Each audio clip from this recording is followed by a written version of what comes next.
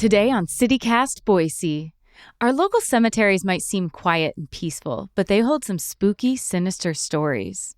We're finding out which cemetery is the most haunted, where you can find notorious criminals, and the truth about Boise's infamous mummy. Warning, this episode discusses topics that could be disturbing. It's Thursday, October 10th. I'm Lindsay Van Allen, and this is what Boise's talking about. Okay, joining me today for one of my potentially spooky topics is Mark Iverson, founder of Ida History. Thanks for joining me today, Mark. Happy to be here. I love talking about spooky history, so it's fun. Let's jump into the question that most frequently comes to mind when people think about cemeteries. Which local cemetery is the most haunted, and why is it considered the most haunted? I think just for creepy location and stories, it is the Fort Boise Cemetery, or the military cemetery. It has different names, up on Mountain Cove Road in the military reserve behind Fort Boise. And why is it so haunted? What's haunted about it? I've heard a couple things. I've heard that cemeteries aren't haunted because that's not where the people died. But I've often heard that they are, and especially if the people died violently or quickly, abruptly at a young age. And so there are people that, their lives tell the story of the Wild West, and, they died violently. They died from disease quickly in their youth, in their prime. And also because it was moved. The cemetery was moved. Oh. So it was where the dog park currently is off of Mountain Cove Road. Why was the cemetery moved? Two reasons. Cottonwood Creek would flood, right? And so bodies would, come to the top of the ground. People would float considerably far away, and then they would be found and put back where they were. So there was a flume built in 1884, the Cottonwood Creek flume, but it didn't really do enough to stop the floodwaters of Cottonwood Creek. And then livestock would also trample the citizens area. And so the citizens cemetery was washed out, as was the, soldier section. But the other thing is they wanted to put in another firing range as well. So they're just like, we might as well. Wait, when you're saying people floated away, do you mean bodies were floating out of the cemetery? Yeah, they were rising to the top and then kind of floating a little bit away, but they were always able to put them back, essentially. But there was one particular guy that was never found. And he died in 1866, and his name was Dr. McIntini. And he died drowning in the Boise River, trying to go to South Boise to help a patient, right? And then on the way back, his horse didn't find the ford in the river exactly, and he drowns. The horse survives, and they find it wandering on the bank, and his body is found further west down the river, and basically they bury him. But in 1888, there's a really bad flood, and his body is never located.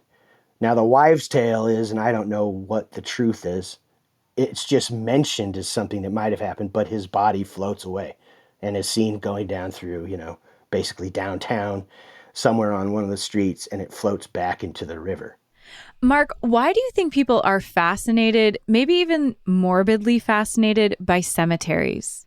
Because they're reflections of, the values and times gone by. You can find out so much by the burials of somebody's there, or by just what's on the grave. Lambs are on the grave for, children that die, and you can learn about the diseases that often killed children, unfortunately, but I think it makes us feel safer in our day and age to say, oh, back then. You get stories of the Wild West, there are so many interesting stories tied to the lives of the people that are there, and they're just historic locations where we honor those that came before. As a historian, which local cemetery is your favorite and why? My favorite cemetery is the Fort Cemetery, and that's because it just has guys who fought in Gettysburg. And so does Morris Hill, because some of the guys that were moved there. But you also have guys that died in shootouts, right? There's a guy named Peter Vogel that survives all the most violent battles of the Civil War, including Gettysburg. He was shot and everything at some wilderness, the Battle of the Wilderness or campaign. And then he comes out here and he becomes the ideal non-com officer as a sergeant, top, as they would call him, first sergeant. And one of his last duties in 1869, September of, was to go down to a brothel named Jesse's Place in the court transcripts, right? And you have to read through all the cursive, right? It's written with like a quill. I don't know. And you read that he stepped into the room to see who was fighting with his soldiers over the affections of Jesse. And it was a guy that I always like to do in a Southern accent, but he was a gentleman gambler of the South named William Tracy. And William Tracy didn't appreciate this Yankee busting in on him, and he shot him twice in the gut. And then this poor guy dies in a bar on Main Street somewhere, right? And William Tracy gets off because this was a predominantly Southern sympathizing area. But there was enough of a basically pro-union contingent or Republican contingent that are going to lynch this guy maybe. So he hightails it out of Boise to get away. And so that's one of the stories from up there. You know, there's many others.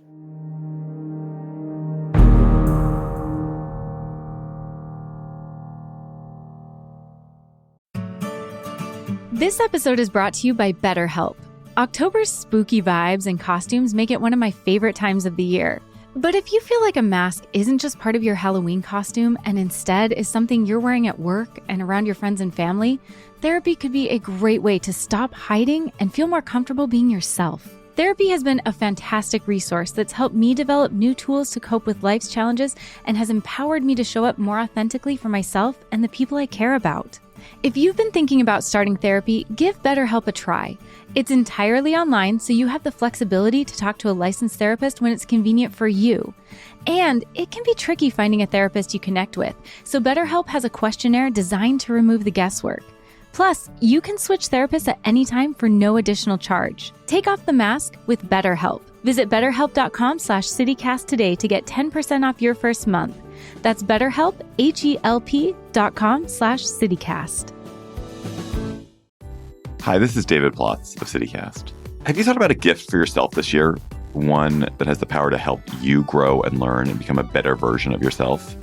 Give yourself the gift of language by getting Babbel. With quick 10-minute lessons handcrafted by language experts, Babbel gets you talking a new language in 3 weeks. Because talking is the key to really knowing a language. And that's how Babbel approaches it. It's designed for real conversation. So I have a trip to France planned with my girlfriend. Was it inspired by the Olympics? Yes, it was. And it's given me the chance to revive my old high school French. And it's so fun to catch back up with the vocabulary I'd forgotten. To remember all the food, for example. I'm in a lesson on ingredients, so I'm going to make crepes with butter and sugar. Avec sucre et de beurre salé, on va se régaler. We're going to have a feast. They learned this great new French expression too. J'en ai l'eau à la bouche. That means I have water in the mouth. That means it's mouth-watering. Love it. Love French. Anyway, Babbel gets you talking, and studies from Yale and Michigan State University and other leading universities prove that it works.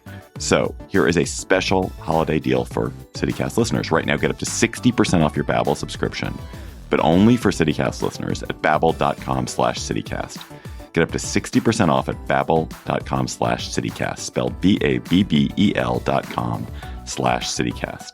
Rules and restrictions may apply. Okay, Mark, what are some of your other favorite stories about someone buried in a Boise area cemetery? There's a couple stories, but one is in Pioneer Cemetery, right? That was the Masonic Cemetery and Oddfellows Cemetery. And so it changed names somewhere around 1921. The city takes it over. But there's a person named Jimmy Turner, and he is also gut shot twice in a bar on Main Street in 1894. Right. But Jimmy had a long history of, he was called a sporting man, which means he liked to pay for, sex. And so basically he loved one woman called Nettie Bowen, and he would beat on her though. He'd get drunk and he'd beat on her. And so he was arrested once for that, and then Nettie punched him. But this guy was so well known to be a jerk that the police didn't arrest him. Didn't arrest her or didn't arrest him? Didn't arrest her, excuse me. For hitting him. But then by 1892, is beating her hard on, a really harsh beating and abusing her. And so she stabs him in the arm with a little knife and then in the leg, and the tip breaks off in his leg of the knife. And it was a pretty bad situation, but they don't arrest her for that either. And the police said that she's a pretty nice person when she's decently treated. And so they had some sympathy for her. And that was kind of rare. But in 1894, this guy, who is definitely at this point a villain, he's getting drunk at a place called the Free Roll Saloon. And he is acting the fool. And he'd been told by a guy named Billy Gilbert, who owns half the establishment, don't mess around. Don't do this in my place. You're not welcome here if you do that. So on this one particular evening in 1894, Jimmy walks in and he's all drunk and he wants free money to roll with. But the Free Roll Saloon gave you a short stack of chips to gamble with, but it wasn't enough. So he goes and he bullies Billy for, who's dealing cards. He says, give me $1.50. And Billy basically gives him and a friend $1.50. They wanted $3 actually. And so he goes out and he gambles, doesn't win. He gets mad. They start attacking the bartender, a guy by the name of Meade. And Meade gets mad and is like, I'm gonna kill you if you slap at me again. And so Billy Gilbert comes out and he says, I don't want any of this here. Get out. And Jimmy Turner has his gun out, right? And starts threatening Billy. And what he didn't know about Billy is that in the 1880s, he was kind of an enforcer for some mining communities in Nevada and Colorado. And he was really quick with a gun. And so he lightning fast pulls out his gun and shoots him twice as he's falling. And he shoots him in the leg or the hip, and the bullet ranges up and comes out his right side. And he dies 30 minutes later. Billy turns himself in and is quickly released because everybody knows there is a court, but it's all ceremonial. You can read through what happened there, and I did. And so, yeah, Jimmy Turner now rests at Pioneer Cemetery. And you would never know that this happened to him because it's a very plain marker. That's one story. And then there's a guy who drowned in his own beer, they say. That's the adage. Wait, what? Yeah, there's a guy named Joe Misseld. And he was called the Jolly German, Jolly Joe Misseld. He was a big, kind of rotund, as they said in the papers, German man who brewed beer where City Hall now is, right? And it was called the City Brewery. At one point, there was a cockfighting pit in the background, and so you would get your booze and go do that. And so, but in 1878, this jolly German guy, he goes missing in February for 3 days. The old story is that he drowned in his own beer and, in a vat of beer that he got drunk in. But that's not true. What happened is actually kind of worse because he fell into his freshwater cistern in a shed. And nobody knows how, was it suicide? Why did this happen? But his head was 18 inches underneath the water line, and he was kind of just sticking out of this, this cistern or freshwater well. But the thing is the business kept going for the 3 days, basically, that he was missing. Oh, no. And so the water pump for the fresh water that patrons would drink came from the cistern. And so how many people drank that water? And so, on the tour, sometimes I'd be like, grab yourself a cup of Joe, and then that was the joke. But so that happened where City Hall now is, and he's buried at Pioneer Cemetery. Oh my goodness. Right. That happened in Boise? Yeah, in 1878. Mark, I've heard a rumor, and I feel like you're the person to tell me if this is real or not. But I've heard that one of the Boise cemeteries has a mummy. Is that true? Well, at least a person that was at least mummified temporarily for a couple of years. So it's true. Yeah, and this is Morris Hill Cemetery. But her name was Edith Peschick, and her husband Elmer and her son, I believe Frank, they joined what, has been called a commune. I think it was definitely a cult commune. But it was the cult of a woman named Marie Ogden, and basically it was in southeast Utah. And her husband had died in the 1920s back in New Jersey, and he was a wealthy man, and so she basically started to get into spiritualism. Marie Ogden forms this group called the School of Truth, and it's based on at least the teachings of a guy named William Pelly. And then she eventually moves out west because she says God spoke to her through her typewriter and told her the end was coming. So, it's a doomsday kind of thing. But she comes back because she's teaching, and she hears in 1933 of the case of a woman named Edith Peshick that she's talked to and likes her teachings. But Edith has stage 4 cancer. And in 1934, she moves to, San Juan County, to the home of truth is what it's called. And that's Edith's, kind of compound, if you want to call it. Because Edith says she thinks Marie can heal her because God has told Marie that she can do this through her typewriter. And so basically, Edith is placed in Marie's cabin in a room right next to hers. And people start rubbing her in oils and salts and praying on her and then feeding her milk and eggs. And basically the teaching says that you've let bad energies into you, Edith, so there is cancer within you because this is your bad energy. And of course it doesn't work. And so when she dies, Edith is said to, at least to her followers by Marie, that she is waiting to fill like her vessel again. And so they keep feeding her eggs and milk through, just imagine, everywhere. Wait, but she's dead. Yeah, so they're pumping these into her mouth and, Okay. And so what happens is they continue to bathe her in salts and they pray over her. And so after a month or so, she starts to be mummified. But Edith says her body is bleeding and that there are liquids coming out of her. So this is evidence that her body is kind of forming, so she can re-enter it. But basically she dries out and they put her in an outer cabin because things aren't going so well. Followers see Marie as kind of not all with it, and so they start leaving. But Elmer Peshick doesn't, so they don't get the body until 1937 because the nation finds out about this crazy story. So the police that were saying, well, it's not a threat to public health, so therefore we can't take it. Well, now they're like, well, this is bad press because there's a daughter of the Peshicks that lives up in Boise still, and she wants the body back. But Elmer's still a follower, so they can't get it back. Okay, so the daughter wants the body back in Boise. The husband doesn't. Right. Okay. So how did it eventually end? How did her remains end up back in Boise at Morris Hill? So basically, they stuff her body in a crevice above the home of truth, and then that's where her body's found, and whatever is left is reburied at Morris Hill Cemetery next to Elmer, who joins later. And they put 1935 because they don't really know, but most sources say that she died in February of 1934. Wow. I can't believe the Boise mummy rumor is real. Right. It's crazy. And it's almost more wild than I imagined. It is. It's insane. So, Mark, if people are interested in going to maybe the most unique cemetery or where there are the most unique tombstones and graves in the Boise area, what cemetery should people go to? I personally think Morris Hill.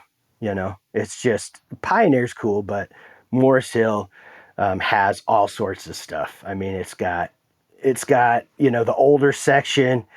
It's got some mausoleums there, 3 different mausoleums that, personal ones. There's the big one that was built in like 1939, but it has smaller ones like General Greene, who wasn't actually a general, but he won the Congressional Medal of Honor in the Modoc War in California.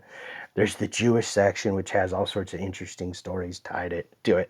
And so I personally think it's Morris Hill, but there's interesting things at Canyon Hill Cemetery in Caldwell and, Kohler Lawn in Nampa. I mean, there's so many little cemeteries up in the Boise Basin, like Idaho City Cemetery is incredible. Well, thank you so much for all of these stories and different graves that people can look for and now know the story behind that person, how they lived, how they died, and what was going on in that time. Thank you so much, Mark. You're welcome. As far as haunted, it's Fort Boise Cemetery. That's what I hear, at least in this valley. You got orbs, ghosts, kids sitting on benches, ghost soldiers, all that kind of stuff. Okay, so if you're looking for the haunted cemeteries this October, check them out at Fort Boise.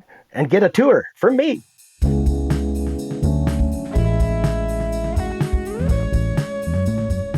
That's all for today here on CityCast Boise. If you enjoyed the show, we would love it if you would leave us a review. We'll be back tomorrow morning with our Friday News Roundup. See you then.